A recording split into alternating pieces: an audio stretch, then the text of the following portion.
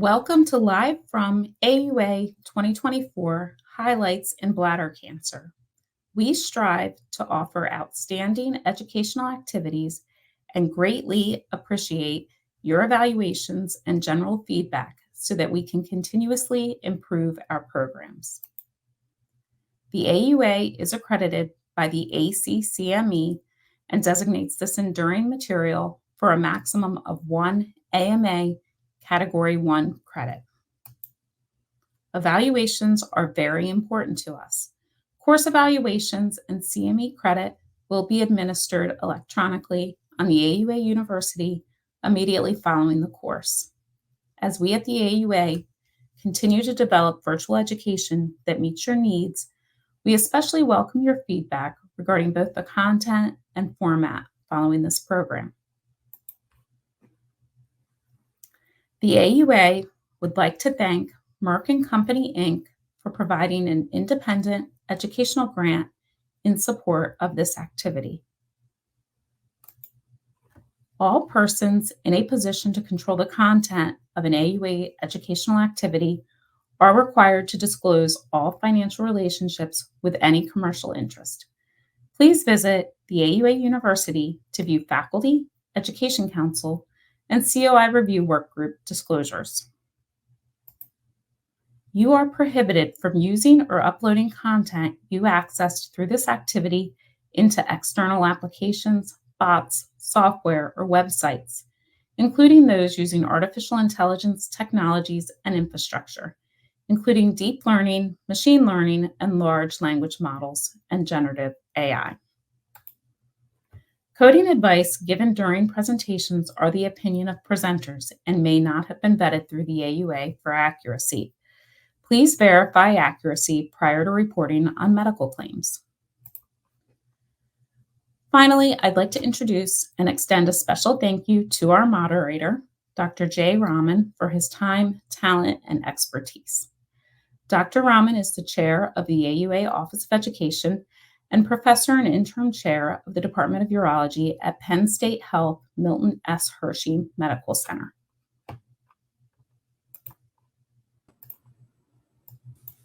I will now turn the activity over to Dr. Rahman. Great. Well, good afternoon to our audience. It's really my pleasure to host this educational podcast series, and really one of our many educational podcasts that we do within the Office of Education. As was mentioned, this particular podcast is titled Live from AUA 2024, Highlights in Bladder Cancer. And these type of podcasts are really some of my favorite because I think it really captures the best of the best and maybe a lot of the things that were recently presented at the AUA annual meeting just a few weeks ago. It's really my pleasure to introduce my guest today, Dr. Max Cates. Dr. Cates is an associate professor of urology and the director of the Division of Urologic Oncology at the Brady Urological Institute at the Johns Hopkins University Hospital. He completed his undergraduate degree at Wesleyan University in Connecticut, and thereafter had his medical degree at the Mount Sinai School of Medicine. He did his residency at Johns Hopkins, followed by a urologic oncology fellowship at Johns Hopkins, and has continued to stay on staff after completion. His areas of expertise are really all domains of urologic oncology, but I think he would admit particularly an emphasis on prostate, but most importantly, germane to our conversation today, bladder cancer. Max, first of all, always delightful to catch up with you. A big thanks on behalf of myself and the AUA for your time this afternoon. Thanks, Jay. It's a pleasure to be here and to talk about a really exciting AUA related to bladder cancer. So, Max, maybe we'll just start off in, we're going to go through several different domains, and I think you're going to highlight for us I think some of the key takeaways that you had and maybe all of us should have had from the annual meeting, but maybe give us a high-level overview of maybe our learning objectives, what we're going to be covering over the next 40 minutes or so.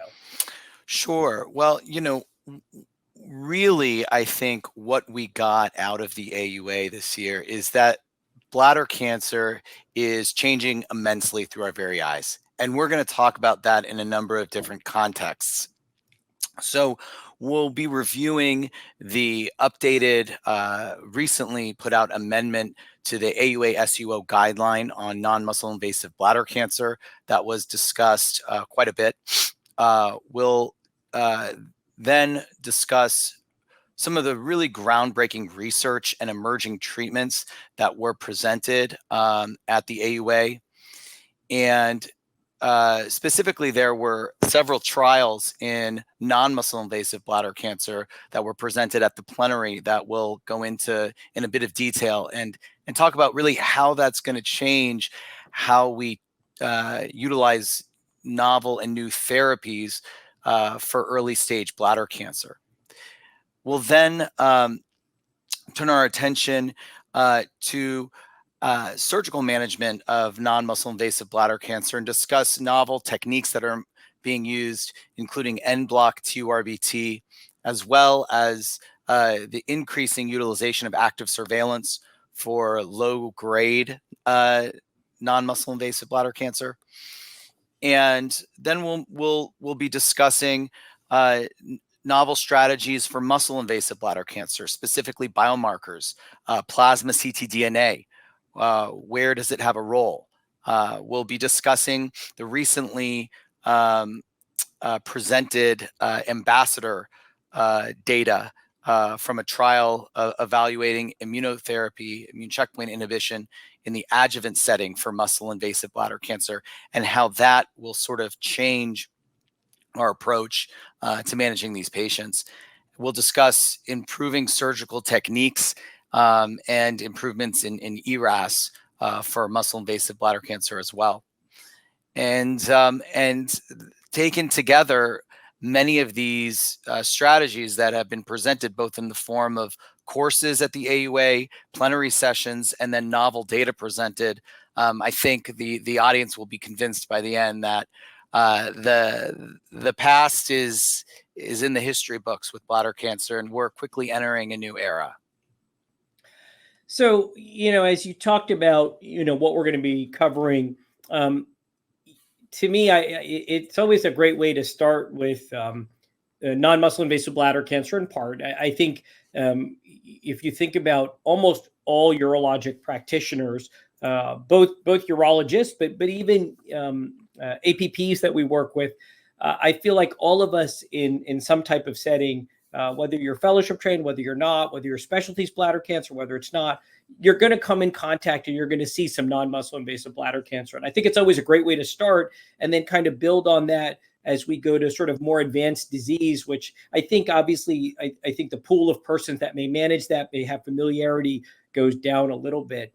And when we talk about non-muscle invasive bladder cancer and really, frankly, disease management in general, I think the real power is guidelines, guidelines that are based on evidence, guidelines that help us know what is appropriate to the best of our abilities for standard of care, and hopefully try to align how we care for these patients so that every management strategy isn't a one-off strategy that you do and I do, but rather more evidence-based. So maybe talk to us a little bit about the non-muscle invasive bladder cancer guidelines. You may know better than I think. I can't remember the first iteration, and maybe it was 2016 or 17. And then sort of now we're talking about the most recent amendment to that. So maybe walk us through that a little bit, and then obviously some of the salient amendments or aspects of the amendment that come to your mind. That's right. Yeah. So the most recent amendment was 2020. So it had been looked at about 4 years ago. And one of the things that makes these guidelines so strong is that the process for forming the guidelines, doing this comprehensive literature review, convening the panel, grading the evidence. Even when there's an amendment, that whole process is new literature comes into play, and we don't hold on to dogmas. We don't hold on to our assumptions. And that's what makes these guidelines strong, is that they're living and breathing documents that are updated. And so when we look at the most recent update, There's a few things that are a bit different and are specifically called out in the non-muscle invasive bladder cancer most recent AUA guideline. For example, there's a conversation specifically around variant histology and around patients who have variant histologies, and it's kept broad. So this could be micropapillary, it could be sarcomatoid, plasmacytoid, but we know that these patients are at a very high risk of upstaging, and the guideline specifically calls this out. And so that means basically two things. It means that clinicians should be offering initial radical cystectomy for these patients. And if in that conversation with the patient chooses an approach that preserves their bladder, then certainly the patient should undergo a restaging TURBT soon after, within 4 to 6 weeks, the guidelines say, to ensure that there isn't that level of upstaging that we know is associated with these patients.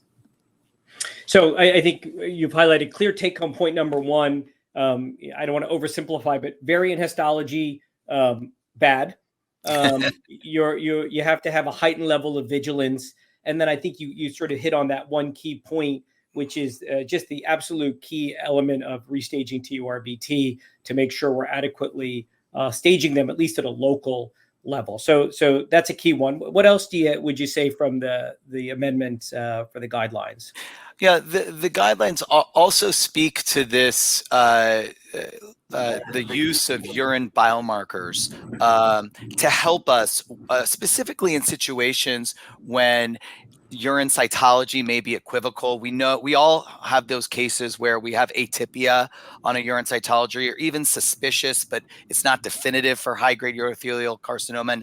And that's a difficult conversation with our patients. And so the guidelines come in here and say there is evidence to support utilizing biomarkers to help us adjudicate those equivocal cytologies. So I think that confirms what probably many urologists are already doing, but gives some credence to it. And then there's this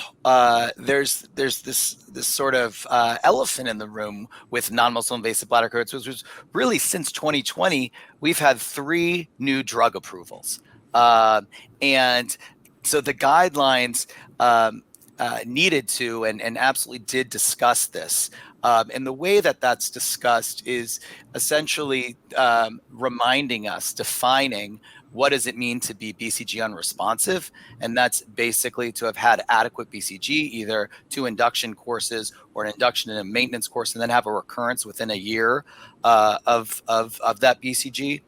And those patients should be offered radical cystectomy. And if they're unwilling or don't want to undergo radical cystectomy, then there are these other drugs that are approved. Now, the guidelines specifically discuss nadofaragene, Feridenavac, but also intravesical chemotherapies such as gemcitabine and docetaxel, which is commonly used. And then for patients with BCG unresponsive CIS, pembrolizumab is an option as well. So that's a major change, because we didn't have a lot of these drugs, and that's one of the things we'll be talking about later in our discussion, is we have a lot more options for these patients. And so the guidelines obviously did not ignore that. They addressed that head on. So, Max, maybe sort of two questions just to pick your brain a little bit on some of what you just discussed. So I think with regards to the cytology, totally accurate, right? Positive is positive, suspicious is suspicious, negative is negative, and then atypical, you kind of put your hands up and sort of say, well, what exactly does atypical mean?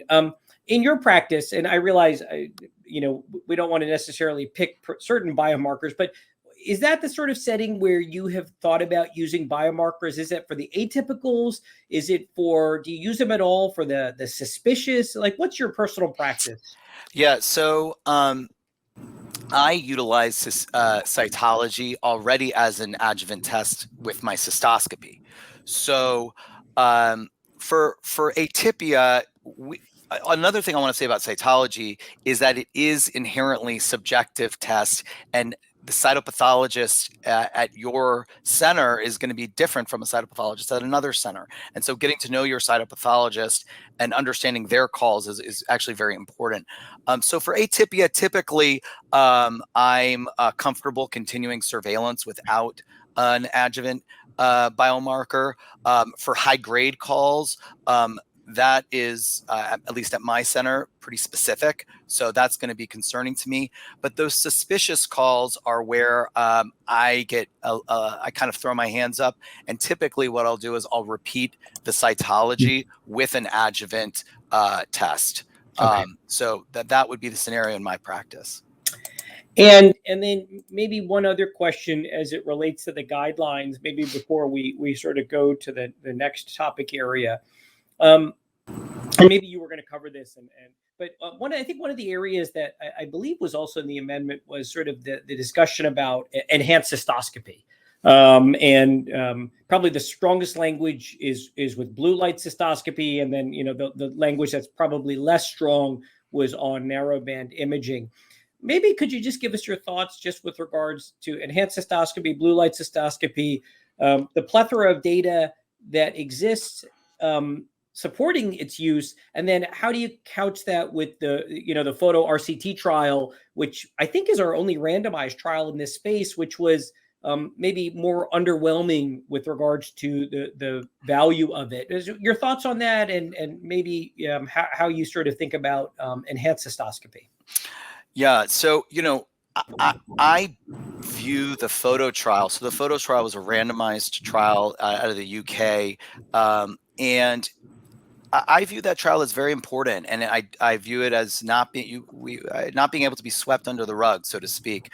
However, the majority of lesions in that trial were papillary tumors. There was very few patients on that trial with carcinoma in situ, or CIS. And in my practice, I find blue light cystoscopy to be most useful for identifying lesions that I can't identify with white light, obviously. And that's majority of those tumors are going to be CIS lesions.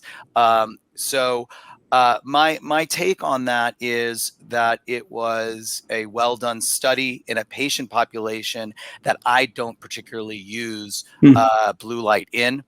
And so I agree with the guidelines to have this statement because in my practice, blue light cystoscopy is important to changing CIS from what we used to call it as a field defect, where you just take a biopsy with cold cup and you say, well, we got to treat it with BCG or some type of intravesical therapy, and it's transformed it into a surgical disease where I can remove that patch of CIS with a surgical resection. So that's where I find, and I think that's what the guidelines are referencing when saying if it's available, it's an approach specifically to some of these lesions that are not amenable to being managed with white light.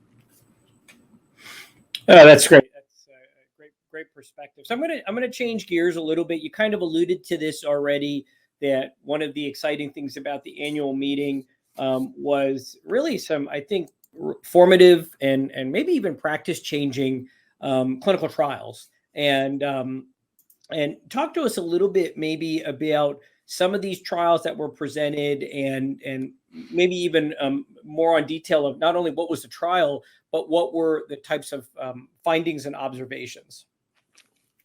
Sure. So at the plenary session, there were 2 bladder cancer trials that reported data, and both of these were very important trials. And I'll go through them, but I just told you that we have these 3 new drugs that are FDA approved. Pembrolizumab was the first, and then adstiladrin, or nadofaragene firadenovec. And then lastly, N803, or the trade name is Anktiva. And so we have these 3 new drugs for this disease space. And at the AUA plenary, we had data reported from 2 other drugs separate from these 3 FDA-approved drugs in this disease space. And so this was really exciting. I'm thrilled that and these were phase 3. These are FDA registration trials. And I'm thrilled that they were presented at the AUA, which is the appropriate meeting to present these types of data. And so the first is the BOND 3 trial, which was looking at a drug called CG, which stands for cretostigmogene grenadino Repvec. If there's one critique I can make of this, is that they're making their drugs harder and harder to pronounce. Oh my God. But basically, this is a conditionally replicating adenovirus. So it's an oncolytic immunotherapy. And it's given intravesically. And so this data, BOND 3, was looking at it as a single-arm monotherapy for BCG-unresponsive CIS. So this is a very familiar type of trial that the other drugs I mentioned that were FDA approved, they got approved basically based on this type of design. And what they found, and they allowed retreatment. So they reported out at the AUA this metric, which is a complete response sort of at any time point. But they found that the CR at any time point was around 75%, which it makes it very competitive. And especially when you then look at the adverse events reported, which, to be honest, were very minimal, very few. I don't actually believe there was no grade 3 events reported. So certainly we'll be looking at what I view as the more important metric, which is 12-month recurrence-free survival. That's kind of what I want to see. But even so, this type of data, it was very encouraging. And probably will end up giving us another tool in the toolbox. So, Max, you again gave us some of the information on the BOND 3 trial. Just give our listeners a little bit of a sense of if you look at some of the other FDA-approved therapies, what are we looking at 12-month recurrence-free survival ballpark for bladder? Yeah, so the other FDA-approved therapies have really gotten approved based on somewhere between a 19 and 25%, ballpark, maybe a little bit higher for N803 or Activa, but pembrolizumab, when you look at the 12-month, is 19%. So the bar is not particularly high, but it's not clear whether the FDA is going to sort of raise that bar a little bit now that we have more therapies. And I think the other issue is that, these two this trial and the next trial I'm going to present, which similarly impressive data. At some point if we have 5 or 6 new drugs, we're going to be looking at randomized trials. But for now, I think somewhere in the high 20s would be ballpark quite competitive. So you were mentioning 2 trials, the BOND 3 and then the Sunrise 1 trial. Maybe talk to us a little bit about what is the Sunrise 1 trial, and then obviously some of the data from that trial. Yeah, so the Sunrise 1 trial looks at TAR-200, which is essentially trying to approach treatment for bladder cancer as a drug delivery problem. Okay, so not necessarily the type of drug we give as being the most important thing, although it is, but how we deliver drugs into the bladder, we should be more thoughtful about. And so this is a device that's placed through the urethra and then retrieved, that is essentially, thought of as we like to say, like a pretzel that eludes drug in this case gemcitabine, but it could elude other drugs in the future. So that's the idea. It's a drug delivery mechanism. And so Sunrise 1 trial is a ongoing open label phase 2b study evaluating this once again for this subset of patients with BCG unresponsive bladder cancer. And essentially, when we look at the CR rate, depending on how we view it, this CR at any time point was around 82 to 86%. And then when we look at the 12-month overall sort of CR, it was 61.9%. So once again, very impressive data, certainly competitive with what has been reported in other FDA sort of registration trials. And kind of, for me, affirms that intravesical chemotherapy has efficacy, and we should be putting a lot of effort into improving drug delivery of things that we know already work for bladder cancer. And so that's one of my main takeaways with something like this. Is it's not that they're giving anything new as a drug, it's that they're really tackling an equally, if not more important problem, which is that the bladder is a hostile environment. Anything that we give intravesically gets eliminated almost immediately, and we need to be thoughtful about how we deliver these drugs, and we can improve, our efficacy through that. So, yeah. No, I think that's a great point. I think, as you alluded to, it's, part of it is new drugs, novel approaches, meaning therapeutically, as you said quite eloquently. The other part of it is, even if you have the best drug in the world, if you can't get that contact time with the urothelium, if you can't get the appropriate delivery mechanism that gets that drug, and we have the same conversation with upper tract, right? I mean, it's perhaps even to a greater degree in some cases, because gravity really doesn't work in your favor. And you could argue very compellingly, as you've alluded to, that maybe it's not always a matter of needing new drugs. It's just a matter of needing a better way to get the drugs into sort of the cavity that you need it in. That's exactly right. So I'm going to sort of, kind of bump over now, and let's talk about some of the highlights from the AUA 2024 meeting. And let's specifically talk about some, recent developments in the management of non-muscle invasive bladder cancer. And I'm going to ask you maybe to give us some themes that we should be walking away with. What are, from your perspective, what were some key themes, and maybe your perspective on those themes and how we should be thinking about them in general?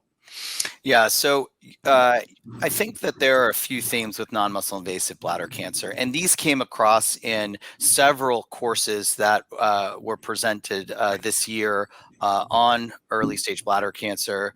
The IBCG had a forum at the AUA that discussed some of these topics, and then there were several scholarly presentations on these topics. One clearly is that we as a community, and I say that as urologists in our field, are becoming more comfortable with this notion of active surveillance for low grade, low risk, and even at times intermediate risk bladder cancer.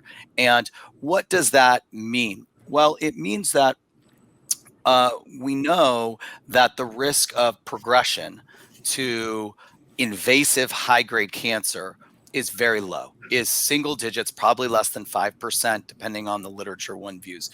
Conversion to high-grade non-invasive cancer from low-grade non-invasive cancer does occur more often, depending on the literature, 15 to 20%. However, these patients are unlikely to progress to muscle-invasive bladder cancer.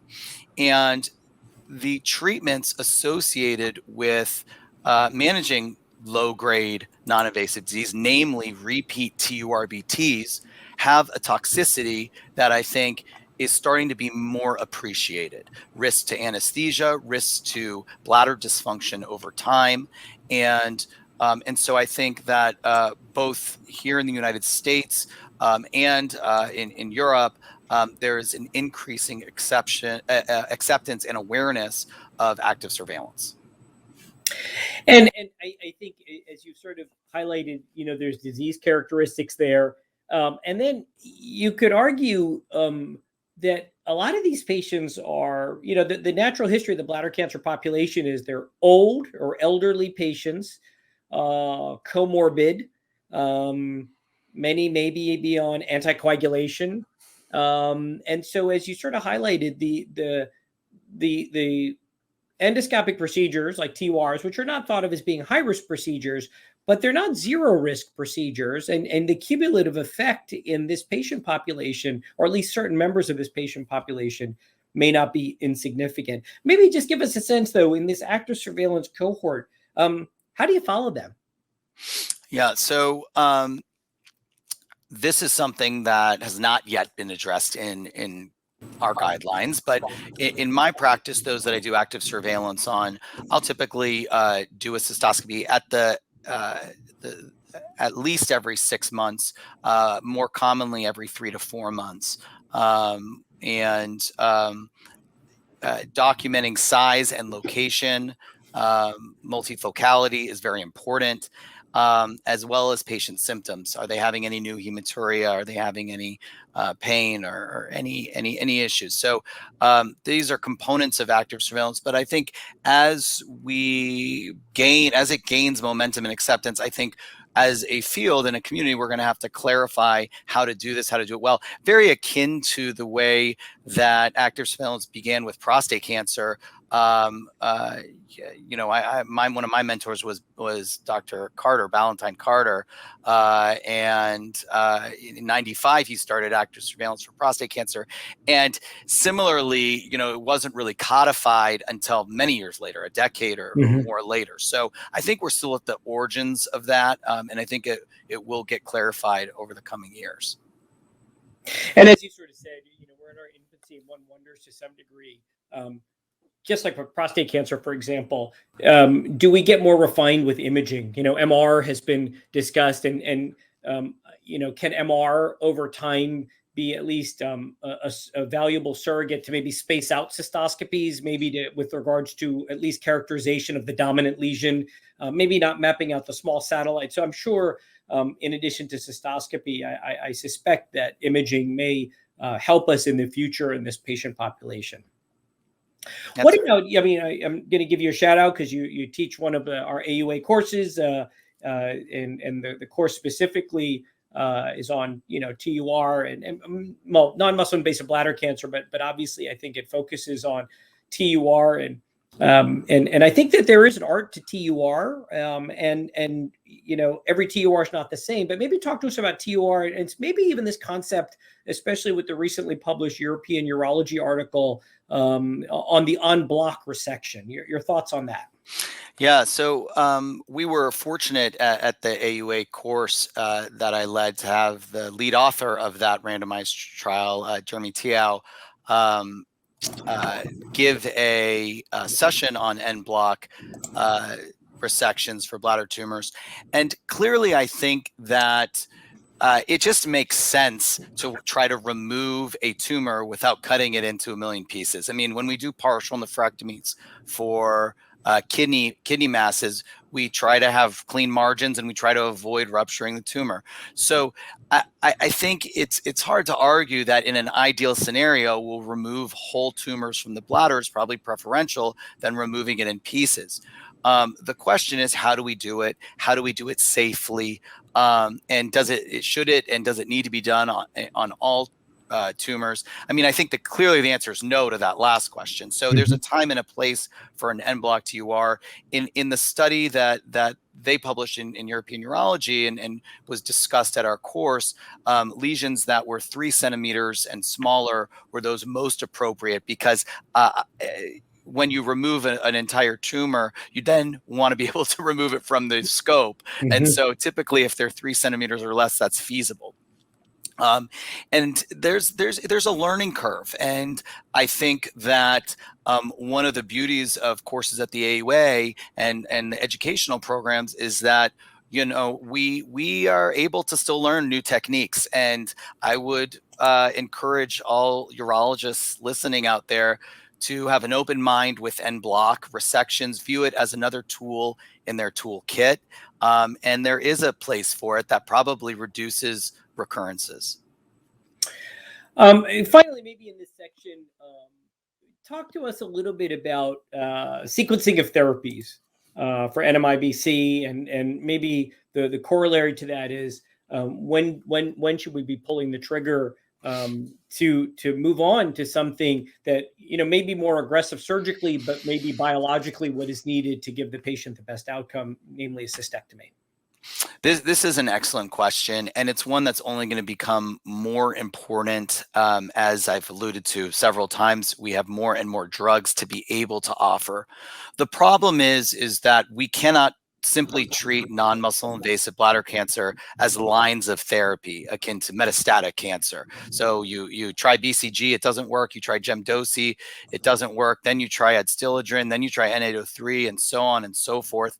The patient probably will progress to muscle invasive bladder cancer and undoubtedly will begin to have horrible frequency and urgency. By the time you're talking about cystectomy, they'll have been getting up every hour at night to go to the bathroom. And what have you accomplished? So there is an even more important need to, number one, have predictive biomarkers to help direct some of these therapies, so we avoid a fifth-line therapy and we only get to a second-line therapy maybe. And there was some very interesting early data presented in some of the poster sessions specifically on that topic.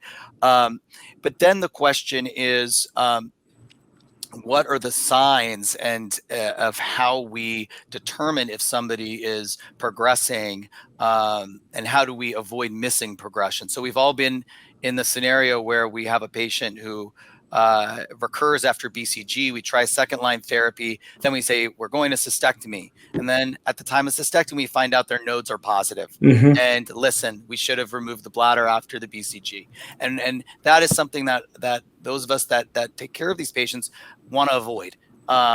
And so the question is, well, can we use novel imaging? You referenced MRI. Should we be incorporating things like MRI to help us avoid missing progression as we go through these as we go through potentially lines of therapy? How do we talk to patients about their toxicity? Is this a bladder, quote unquote, worth keeping if you're getting up 4 or 5 times a night? Is this, what's your quality of life like? So I think that we're once again at the very beginnings of these conversations, because before a couple years ago, if a patient recurred after BCG, we would typically put them on a clinical trial, maybe try single agent chemotherapy. And now we are in a whole new ball game. And so the worry is that with these options, we'll see an increase in progression to muscle invasive bladder cancer. And as a community, we need to work very hard to both improve our bladder preservation rates, so make ourselves have better efficacy, but also avoid progression. So just to close out this section, maybe many of our listeners, especially if they subscribe to the course pass for the AUA, they actually have access to courses all the way, I think, until August, so another 3 months or so. So maybe give us a few courses. Understandably, you're not going to be able to list every single one, and so no one's holding you to that. But maybe a few courses that you thought, or any forums that you thought were particularly of interest, or you would recommend those that are interested in the space to join, listen to, and sort of review the materials. I'll throw that out to you.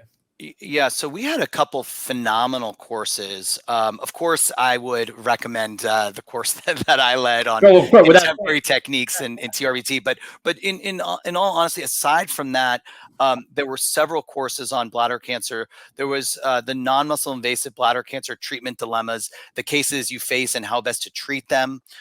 Management of non-muscle invasive bladder cancer, practical solutions for common problems.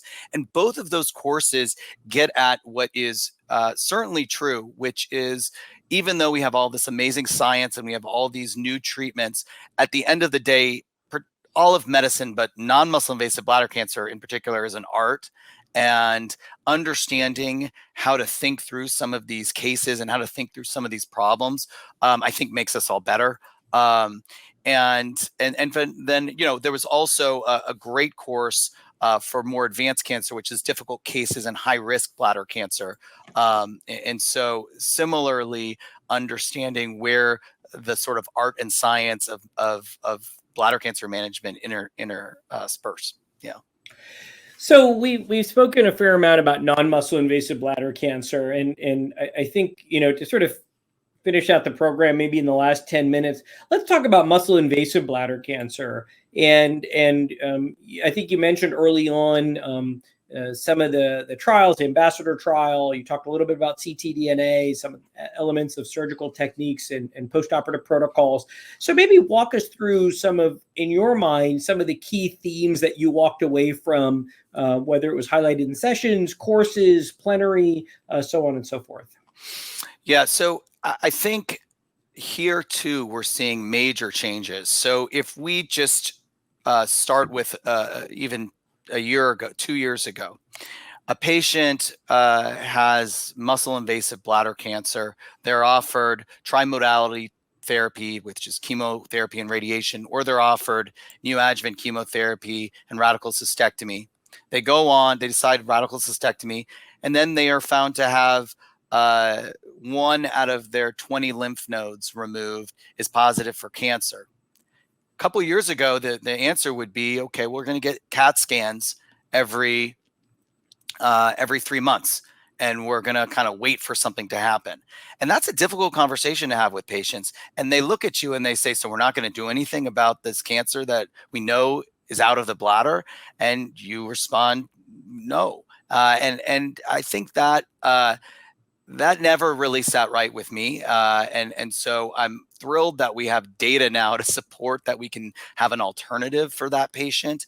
And that is that we have nivolumab, which is FDA approved for adjuvant therapy. And that was the Checkmate 274 trial that got this drug FDA approved now around 2 years ago. And we had another trial that looked at atezolizumab called InVigor-10 that was actually negative. So that allowed both medical oncologists and urologists alike to say, I don't know if adjuvant therapy makes sense for muscle invasive bladder cancer. So it was really important that in the last couple months, presented at GU ASCO and then discussed quite often at the AUA meeting, was the data from the Ambassador trial, which was pembrolizumab, which was kind of a tiebreaker, and did read out positive for making an impact on recurrence-free survival. So that is a major change, is now we have something to offer patients who have persistent muscle invasive disease after chemotherapy, or if they're cisplatin ineligible and they have muscle invasive disease, or node positive disease, we can offer them checkpoint as adjuvant therapy. The other thing that is married to that is this utilization of ctDNA, or circulating tumor DNA. And there's I wouldn't say that we're at the level where we'll see it enter the guidelines quite yet, because we don't exactly know how to use circulating tumor DNA, but it's being increasingly utilized for those patients, for example, after cystectomy, who might have muscle T2 disease, but don't quite have nodal disease, and they don't have T4 disease.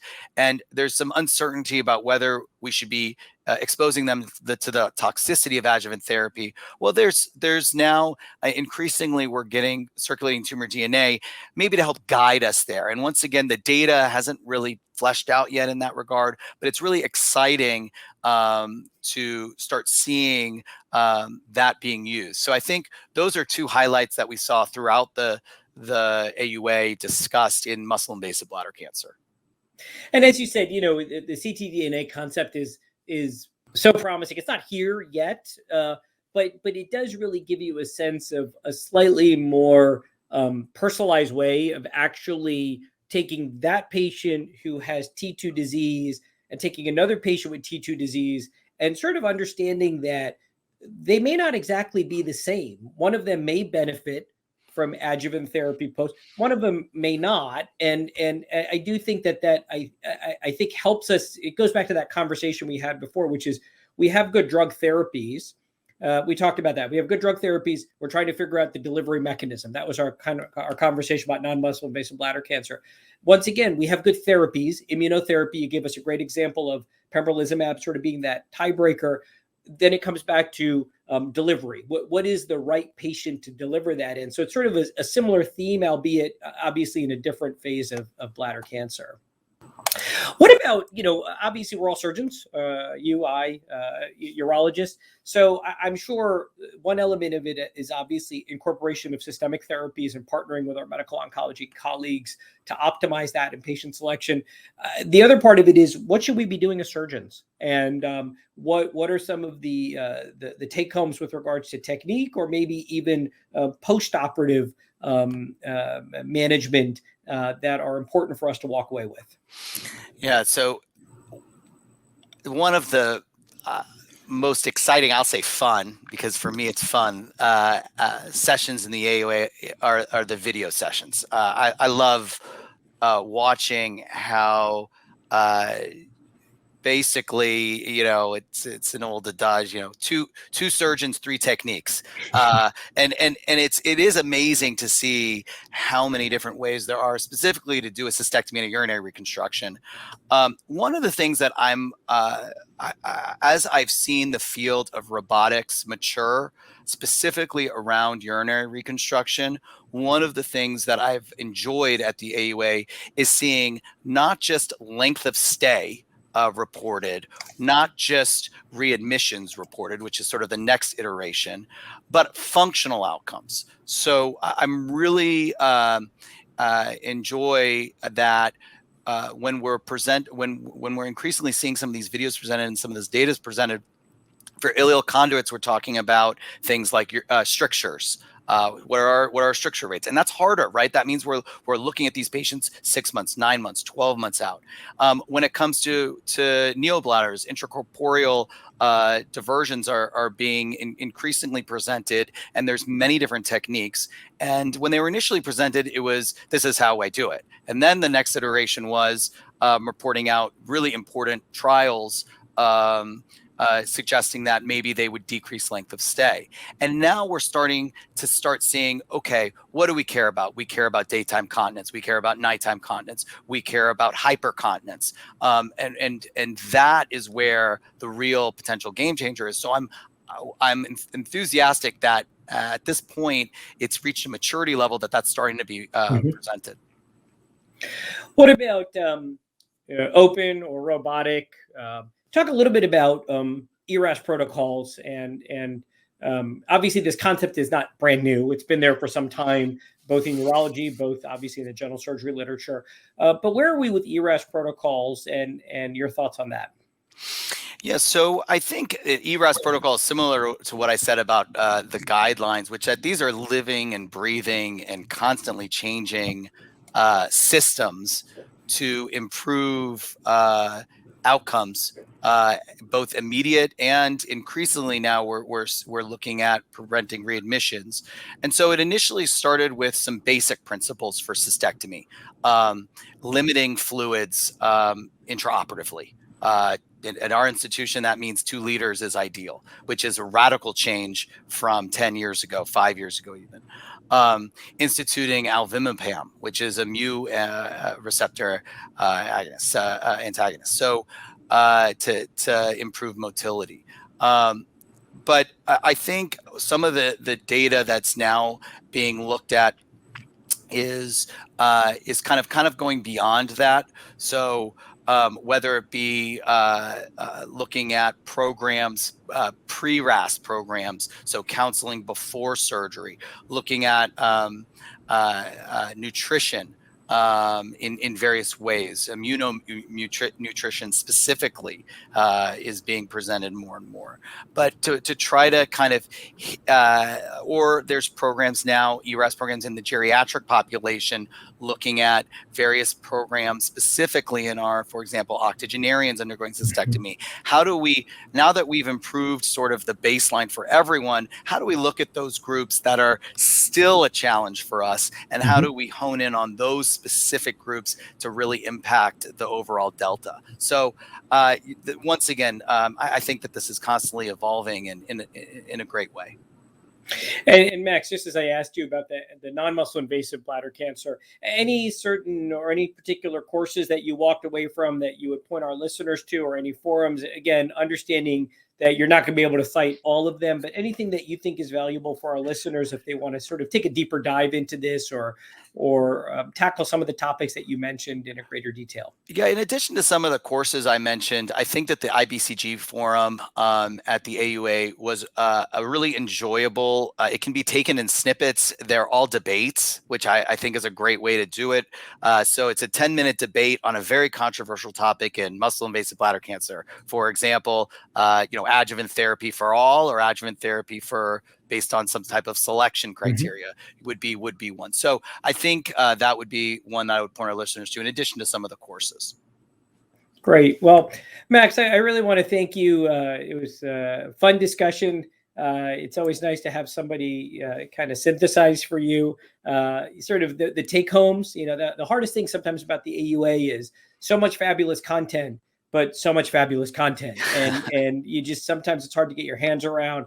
And I thought you did a super job kind of distilling down, I think at least some of the most salient points that we should all walk away from. So I really do thank you very much on behalf of myself and our listeners for your time. Thanks, Jay. This was a lot of fun. For our audience, thank you very much for your time and your attention. For more information, please visit us at auanet.org/university. And as mentioned, many of you will still have access to a lot of the annual meeting content, and I hope that you will take advantage of that resource. Max, I look forward to seeing you hopefully sometime soon. Sounds good.